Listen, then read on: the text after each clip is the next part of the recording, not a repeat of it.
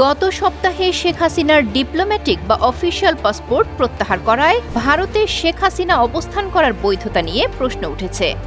এই মুহূর্তে শেখ হাসিনাকে নিয়ে ভারতের সামনে তিনটি অপশন খোলা আছে। বিশ্লেষকদের সাথে কথা বলে তিনটি আভাস দিয়েছে বিবিসি। প্রথমত, তৃতীয় কোনো দেশে রাজনৈতিক আশ্রয় প্রদানে সাহায্য করতে পারে ভারত। দ্বিতীয়ত, রাজনৈতিক আশ্রয় প্রদান করে ভারতেই রেখে দেওয়া। আর তৃতীয়ত, রাজনৈতিক পরিস্থিতি অনুযায়ী শেখ হাসিনাকে পুশব্যাক করানোর চেষ্টা, যদিও এটি প্রায় অসম্ভব। তবে শেখ হাসিনাকে দীর্ঘ সময়ের জন্য ভারতে আশ্রয় প্রদান করলে ভারত বাংলাদেশ সম্পর্ক কতটুকু সুস্থ থাকবে, নিশ্চয়ই তা ভাববে তারা। দালাই লামাকে আশ্রয় দেওয়াকে কেন্দ্র করে চীন ভারতের ৬৫ বছরের কেমিস্ট্রি নিশ্চয়ই মাথায় রাখবে ভারত।